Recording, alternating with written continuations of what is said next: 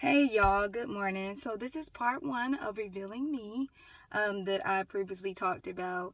Okay, y'all, so crazy thing, God literally gave me this I want to say it was during worship or no, it was during a challenge that I was actually taking in. He had gave that to me because I'm like, how can I make sure that I'm being like the authentic me and things like that and make sure I'm not, just getting off to that because I always want to be authentic because in our lives and stuff, we're all imperfect and we always will be.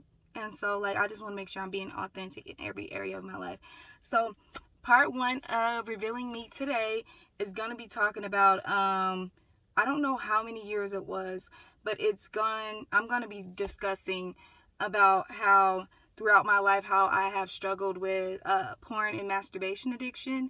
And so, this started when I was I want to say 7. And y'all, it's crazy things too. And this is kind of off topic, but y'all really have to be mindful of what y'all kids are taking in. Because at 7, I shouldn't have been exposed to a pornographic video. But hey, that's how it happened, okay?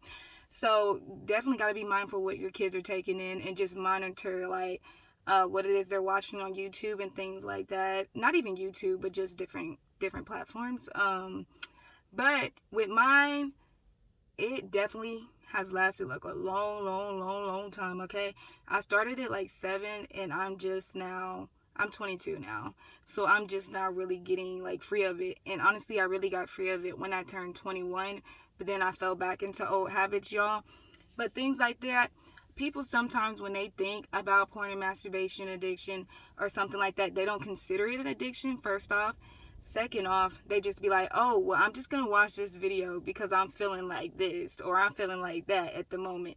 But it's not a problem. And then, there's a times where they're just completely in denial about it. And I've been there to where I was in denial. And I'm like, nah, it's not bad because I'm not going out and actually, having sex with people is how I kind of, viewed it. But then I'm like, no, because, just because I'm not having sex with someone physically doesn't mean I'm not having sex with someone mentally. And what I mean by that is because what I have realized is that when you do these things, you are actually having sex with the spirit other than having sex with a person. And so I think it's really, really key to really stay in your Bible, to really just allow God to lead you on these certain things and not be in denial, because honestly Satan flourishes in denial and he will keep telling you, oh, it's not that bad, it's not this, it's not that, when really it is. And things like this lead to even more things. It leads to even people just being lustful beings and walking around with lust and thinking that they can have anyone that they see just because of how heavy that lust is on them, and they make dumb decisions based off doing it. And so when it comes to porn and masturbation addiction, we just really have to give that to God. Know that we are not perfect, that there are times that we will fall just because we let temptation overtake us.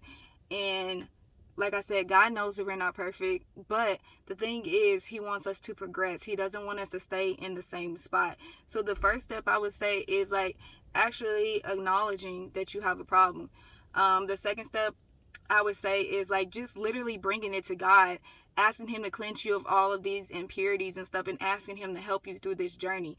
And I would say too, because at first I thought that it was so degrading or so embarrassing to tell someone what you're struggling with, but honestly that's the thing that has helped me to stay clean from not doing it, is telling someone that I actually struggle with this. Okay, so I would say the third thing is having that accountability partner, actually telling that person that you're struggling with that, praying with that person, just having that community. And sometimes, y'all, it is hard to find community and stuff, but I believe if you pray on it enough, that God will send that community your way. So that's the things that I would say is so key. And just making sure that you're getting in that word, that you don't forget where you did come from and what you did struggle with. Because the whole point of people going through certain things, I feel like the whole point of going through them is so you can help someone else who's going to go through the same situation, or who was already going through that situation. So just being authentic and letting people know what it is you struggle with. I don't care if you've been clean off addiction or something for 20 years. That is still something that you did struggle with. So just having that authenticity and just letting people know, like, hey, I've struggled with this, and I just really need, like, I just really want to help others with this, you know? And so I would say for me, it was getting in my word. It was not, and it was also not beating myself up, because I felt like every time I beat myself up, or I was like, dang, like, this is a shame that I keep falling back into this, all the things like that. Like, all of that guilt and condemnation literally led me back to doing the same exact thing. And so it's just like, I don't beat myself up now, because I don't do it anymore. But at the same time, like, when I was doing it, I started not beating myself up about it, because I noticed every time I beat myself up about it, I would pretty much go back to the same thing, and that I was pretty much denying God's grace when I should have been accepting his grace, because he knew that I struggled with this certain thing, right? And then also too, he knew that when I first was exposed to seeing pornographic images and stuff when I was 7, he knew that that wasn't my fault that I seen that stuff. So it's just like, he's been giving me grace ever since. And so, like, honestly, like, I just thank God for that. Like, I'm super grateful for that, because I can come on here and let y'all know, like, hey, y'all not alone in this. And it's just like, when it comes to this too, it's just so normalized, like, in schools and everything. Like, when I was going to school, honestly, honey, when I was in elementary, it was so normalized, and I'm like, okay, this is a normal thing. So that's why I'm like, okay, y'all like feeding my denial at this point, because all through school, that's all that people were talking about and stuff.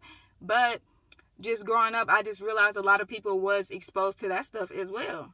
And so, like, while they're bragging about it, they don't realize at that time that it was a problem, that it was the start of a problem that could have got bigger. And so, like, yeah. And so, like, honestly, y'all, also, yeah, like I said, just getting in your word. One of my favorite books of the Bible is not Proverbs. It is Proverbs, actually. It's Proverbs, but that's not the one I was referencing, okay? It is Romans, because, like, in Romans, it talks about, like, dying the flesh and all of that stuff. And I really like that part of the Bible, because it kind of it just shows me that, like, I'm not alone in these things. And it just shows me, like, hey, I got to continue to die to my flesh every single day.